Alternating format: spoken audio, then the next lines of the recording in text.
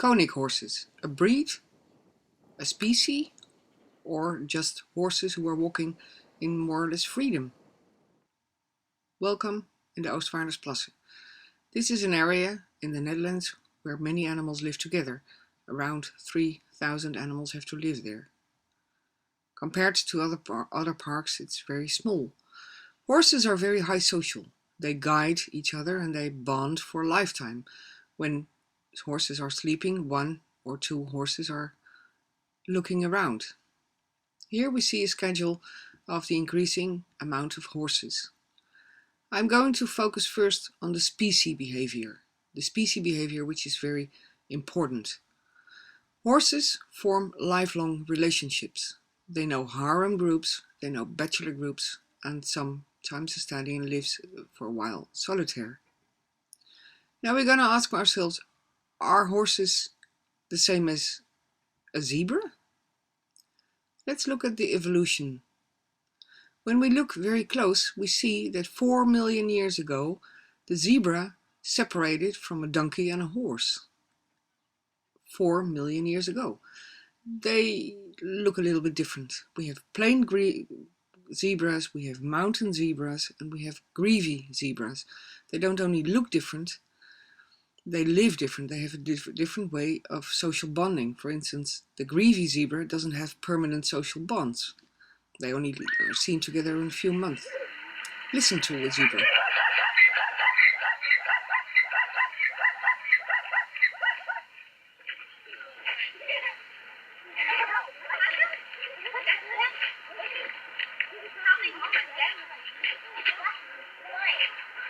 Okay, does he sound like a horse?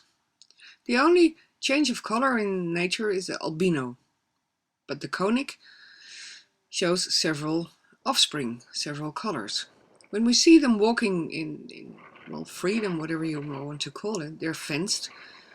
You see that there are many colors, there are many types, but mainly they are gray.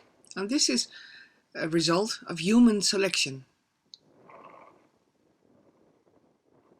They are supposed to be wild horses, and I get more and more the idea that people, our scientists, are very self-assured that we have a new breed.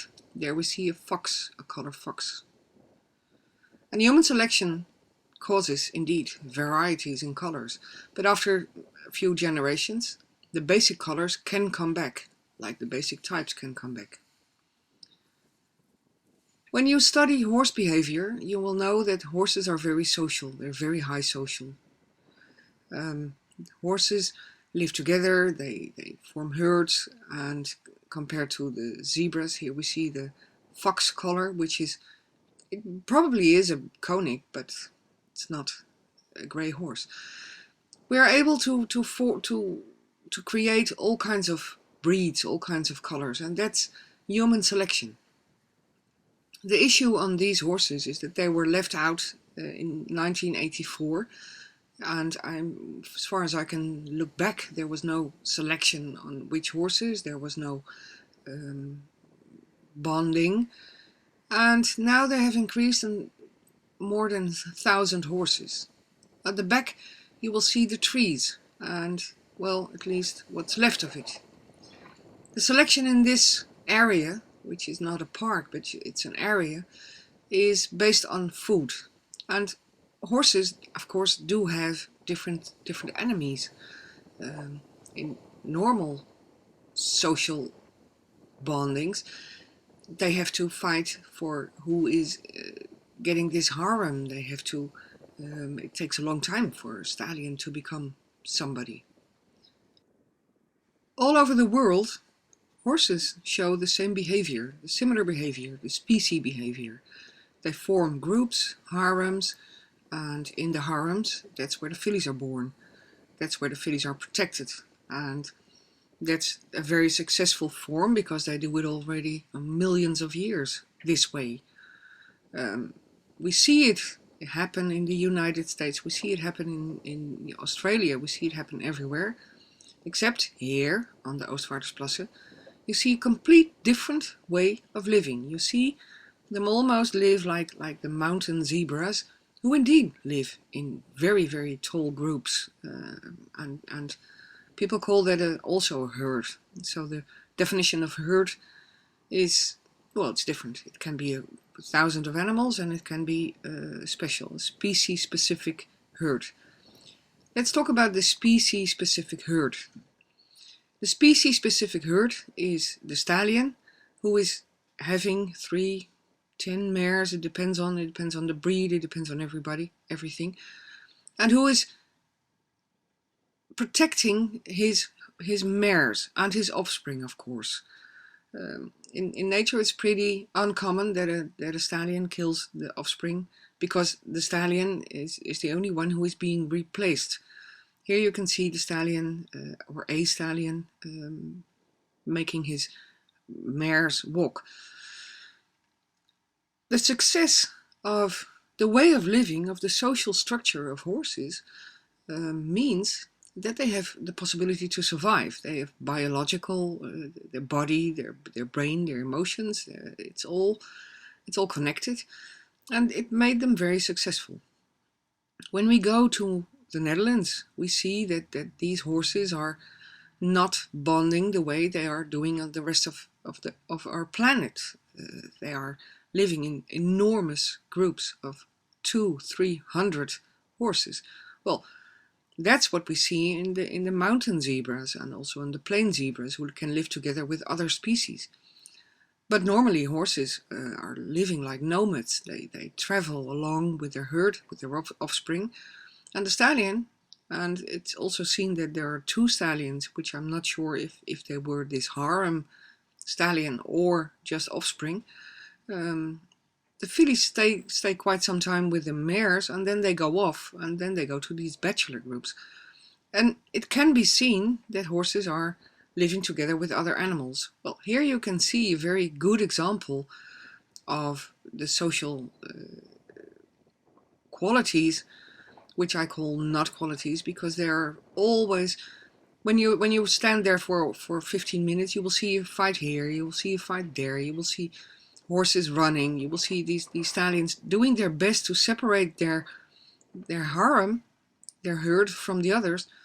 But it's impossible, because there are so many horses together, and that's a complete strange way of living, and it increases stress. This gives stress.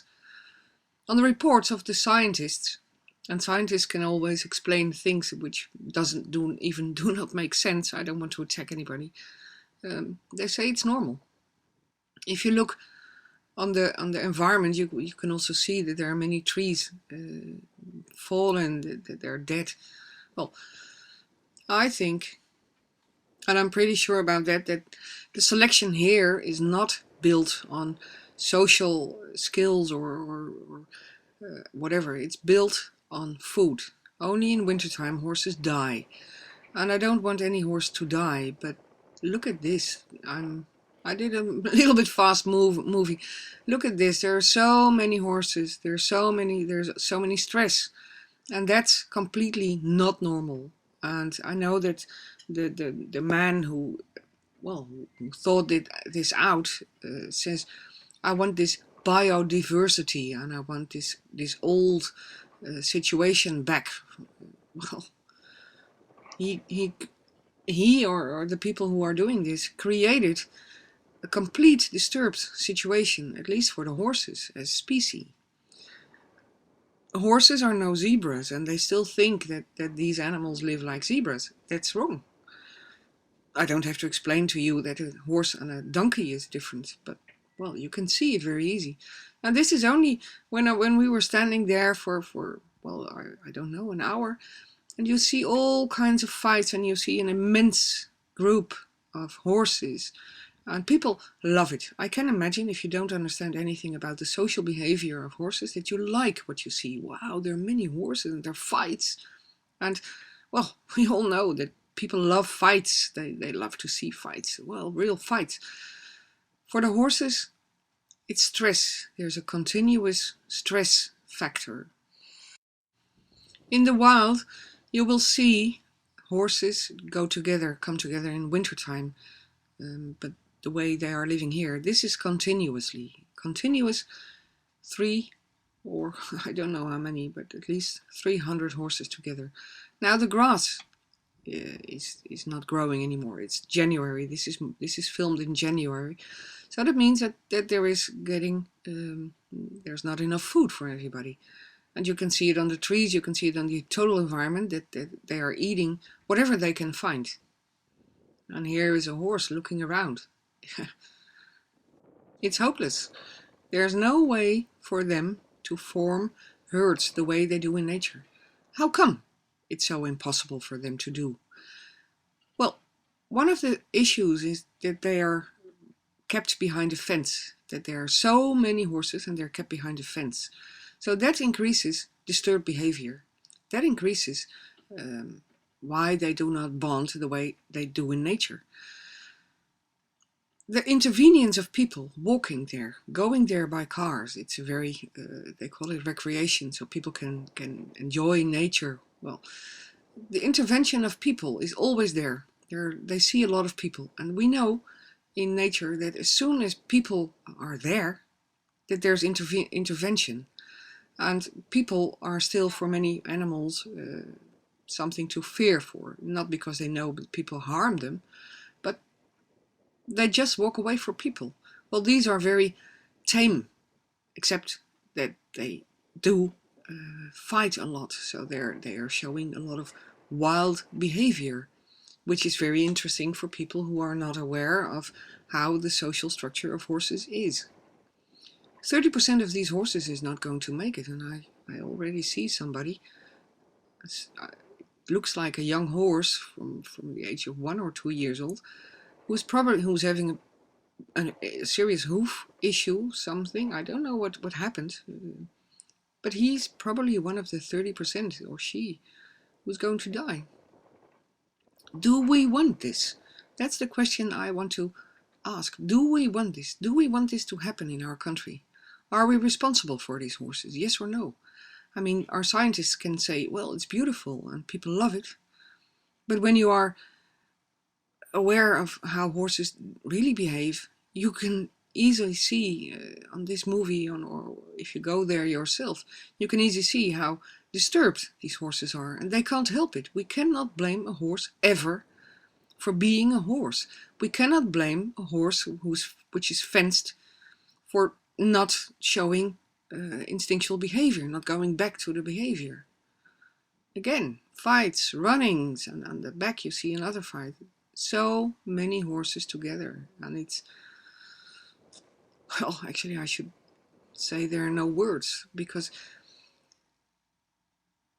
why does it happen? Because there are horses everywhere, so the stallions try to bond, they try to do things, but it's impossible.